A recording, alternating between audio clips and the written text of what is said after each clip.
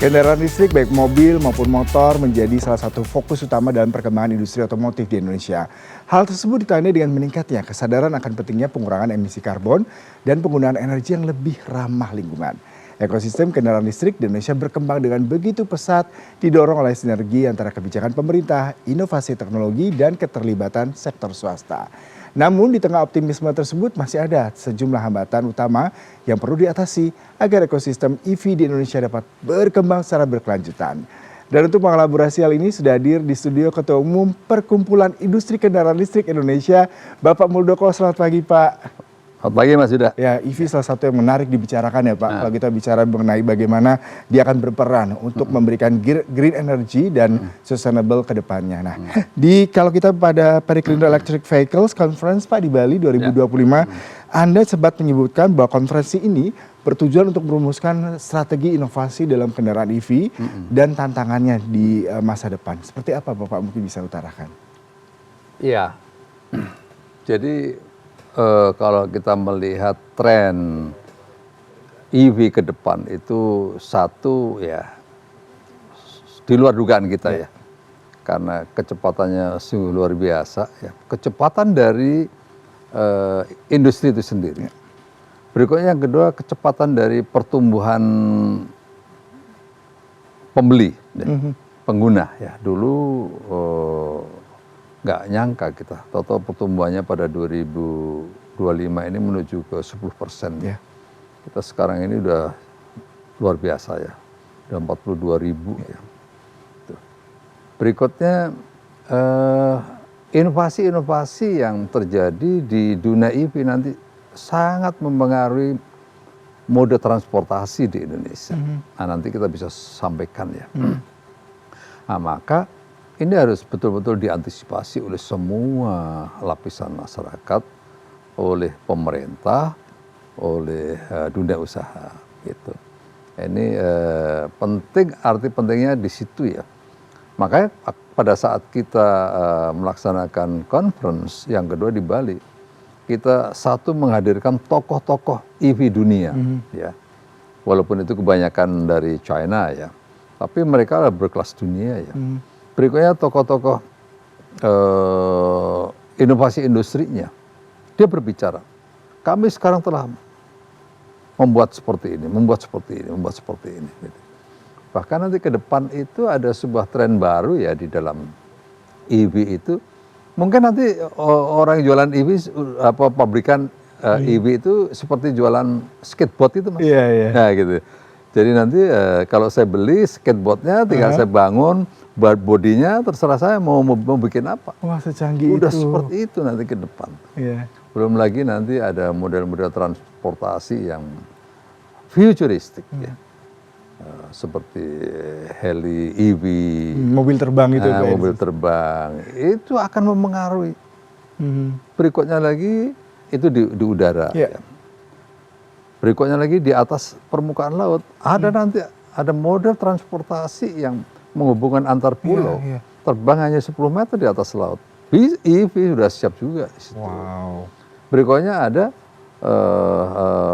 transportasi di darat, yang bentuknya nanti sudah otonomus. Nah, ini semua kan harus disiapkan.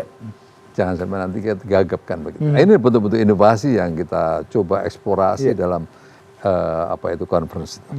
Pak, tadi Bapak katakan inovasi merupakan salah satu garda terdepan ya kalau kita bicara mengenai EV, di mana ini memberikan sebuah angin segar, beragam bentuk kendaraan elektronik yang bisa mengakomodir kemajuan teknologi. Salah satu yang menarik adalah tadi Bapak katakan mobil terbang dari helikopter ya, kayak gitu ya Pak. Nah, bagaimana untuk visi Periklindro ke depan mengintegrasikan teknologi yang futuristik ini Pak dengan ekosistem kendaraan listrik di Indonesia, Pak? Ya, kalau kita bicara ekosistem EV, karena itu sumber energi utamanya adalah baterai, maka yang harus disiapkan adalah bagaimana menggabungkan ya antara semangat government, khususnya BUMN ya, PLN, berikutnya semangat para pengusaha atau investor di sektor penyiapan source-nya di sektor pengisian ya, atau baterai charging ya, charging station.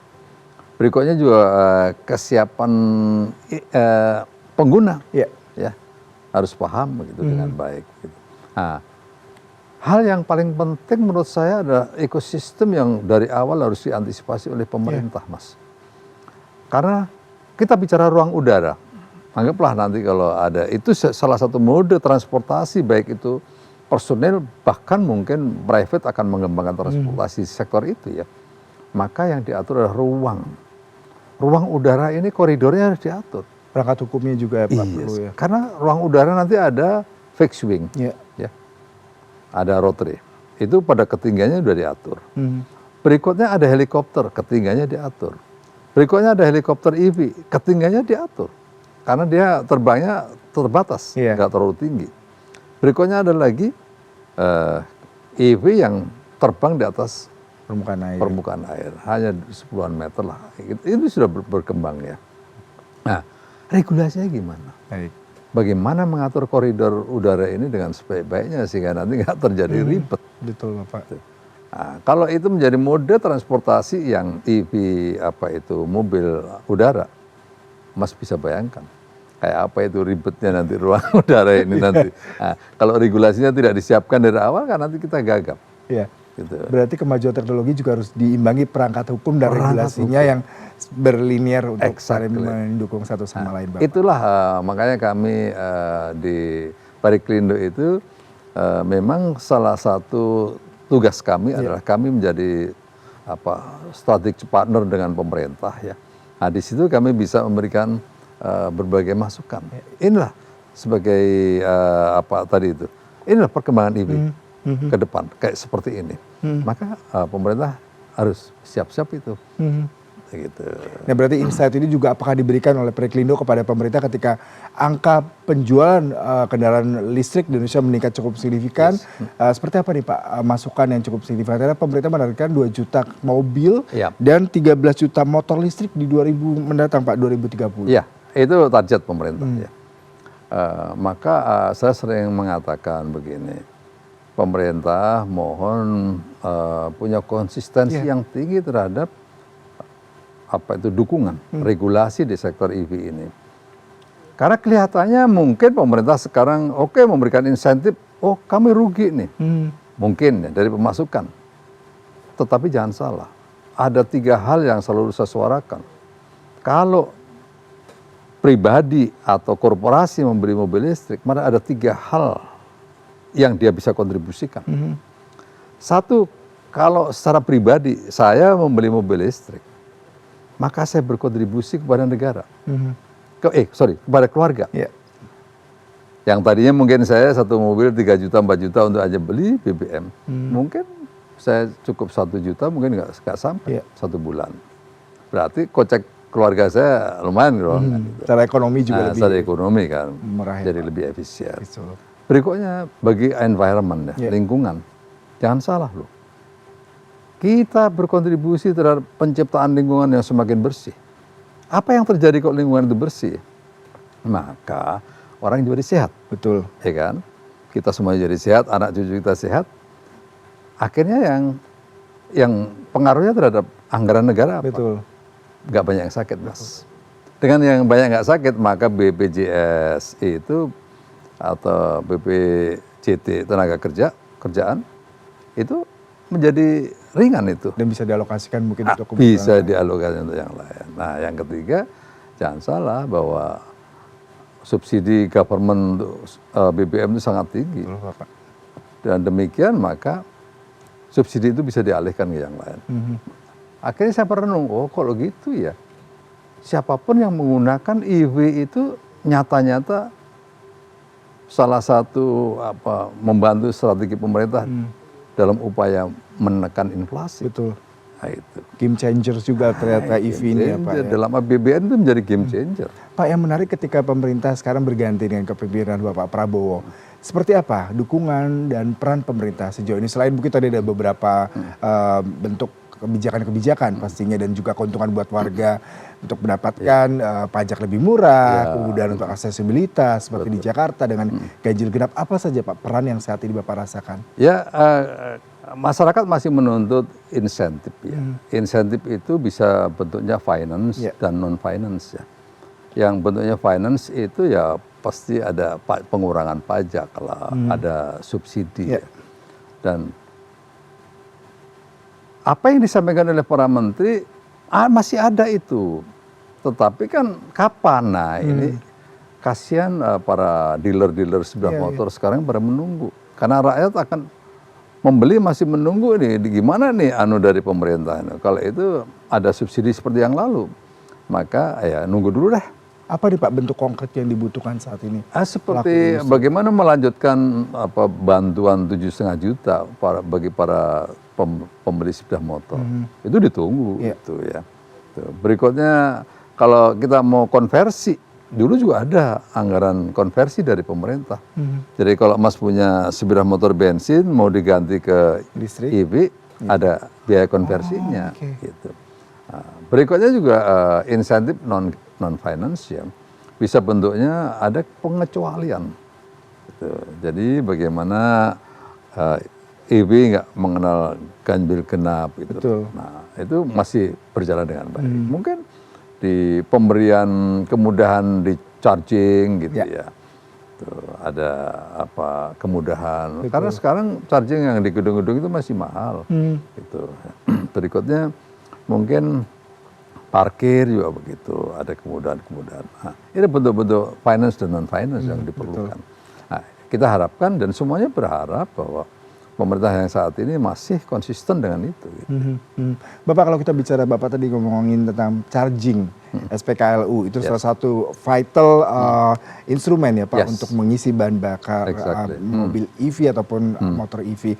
Bagaimana Bapak melihat, karena target utamanya hanya ada 3.356 unit di Indonesia hingga awal 2025, dan Periklando sendiri mendorong pemerintah ataupun pihak swasta untuk membangun atau seperti apa Pak untuk mengakomodir ini? Ya memang awalnya itu persoalan ini adalah persoalan antara ayam dengan telur kan ya gitu.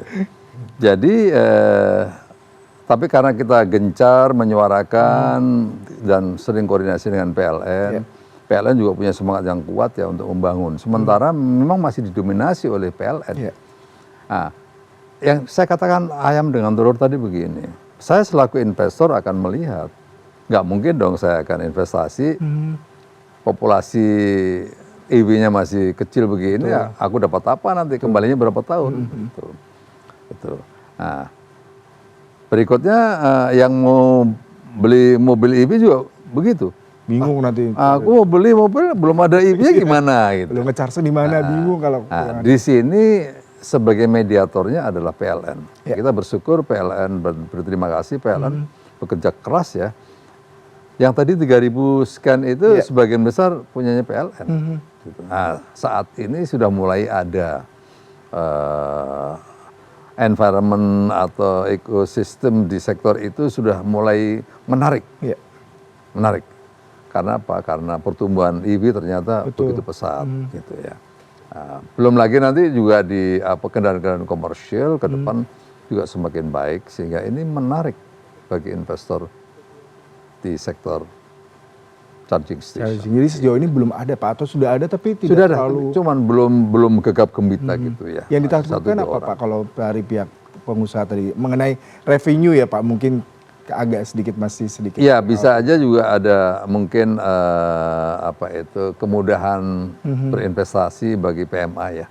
Karena mungkin ada aturan-aturan yang sementara ini masih dianggap berat gitu. Nah, kita sedang berkomunikasi dengan BKPM bagaimana membuat kemudahan ini. Gitu. Bapak kalau kita bicara mengenai kendaraan listrik, ketakutan warga, saya belum punya kendaraan listrik di mobil Pak ya, adalah mengenai after sales-nya, maintenance-nya, dealernya segala macam. Bagaimana Periklando bisa menjembatani kekhawatiran, ketidakpahaman masyarakat terkait dengan kendaraan listrik yang saat ini begitu masih bertumbuhnya Pak? Untuk itulah kita punya program Mas ya. Program Periklando ada 3 ya. Satu, Periklando EV Show. Periklando EV Show itu ada 3 sasaran ya. Satu, Periklando Show itu menjadi ajang promosi. Yang kedua, ajang transaksi. Yang ketiga adalah ajang edukasi. Nah, disitulah masyarakat diberikan banyak education. Ya. Karena ada seminar, ada juga yang kita tampilkan menjawab isu bahwa ada ketakutan masyarakat, oh nanti kebakaran, oh nanti kalau kerendam gimana, kita pernah tunjukkan baterai direndam, pengaruhnya seperti apa. Nah itu. Jadi ini salah satu upaya kita memberikan edukasi kepada publik ya. Berikutnya masyarakat juga nggak perlu khawatir karena yang menjadi pemain di EV passenger maupun EV komersial adalah pemain-pemain besar yang pasti memikirkan after sale-nya seperti apa. Bagaimana pelayanan penjualannya seperti apa ya.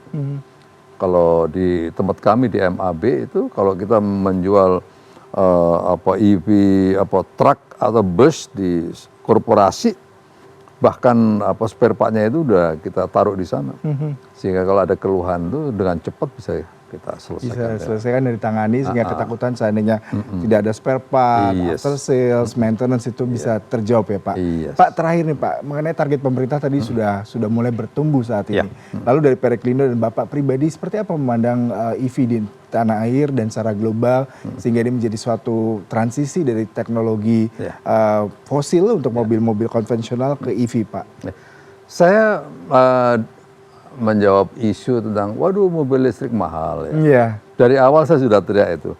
Masyarakat nggak usah terlalu khawatir. Suatu saat harga EV akan jauh lebih murah dari mobil ICE. Nah sekarang udah mulai terbukti kan mobil secara perlahan mobil EV itu semakin murah. Kenapa murah? Satu mungkin nilai keekonomiannya sudah mulai mendekati tercapai. Berikutnya harga baterai sudah mulai turun. Karena baterai ini sebuah perkembangan yang tidak pernah berhenti ya. Berbagai macam ada MNC, ada FLP, ada kedepannya nanti ada grafin dan seterusnya. Ya. Ion macam-macam ya. Maka ini bisa memberi arah bagaimana inovasi itu memberi kemudahan dan kemurahan. Murah lagi kan. Murah harganya nanti gitu. Wah, mudah dijangkau, murah harganya. Nah, ini pasti masyarakat menunggu itu. Dan itu saya bisa pastikan kok ke depan itu masih lebih murah harga. Nah, terus yang kedua, harapan kita kepada masyarakat adalah jangan ragu-ragu. Ya. Saya tadi sudah tunjukkan ada 3 kontribusi yang betul-betul kita akan mewariskan kepada generasi anak cucu kita sebuah lingkungan yang baik ke depan. Dan nggak usah takut. Karena ada ketakutan kebakaran, ada ketakutan kebanjiran nanti kesetrum. Nah, enggak. Kalaupun anggaplah itu ada kesalahan teknikal kebakaran di baterai, itu masih proses. Ada asapnya, nggak kayak mobil BBM. Mobil BBM begitu ada penyebabnya langsung gitu. Kalau mobil EV relatif masih perlu cukup waktu lama ya untuk terbakar. Jadi jangan ragu-ragu. Saya selaku ketua Pereklindo. Mas belum punya tuh? Belum Pak. Segera. Nanti kalau punya mobil 3, begitu satu diganti EV, semuanya akan ganti. Pak Muldoko, makasih sekali waktunya Pak. Baik, Mas Yuda, terima kasih banyak. Pencerahan bahwa saya ternyata kepemilikan EV itu tidak hanya sekedar tren, tapi juga memberikan suatu legacy ya Pak. Terkait dengan green energy, terkait dengan sustainable economy juga, dan bagaimana kita juga berperan terhadap negeri ini dan dunia pada saat mendatang. Terima kasih sekali untuk perbincangannya Bapak. Salam sehat selalu, mudah-mudahan makin lancar dan makin banyak orang-orang pakai EV. Makasih Mas Yuda. Thank you ya. Terima kasih Bapak, sehat selalu. Makasih. CNN Indonesia Business akan kembali dengan informasi menarik lainnya. Tetaplah bersama kami.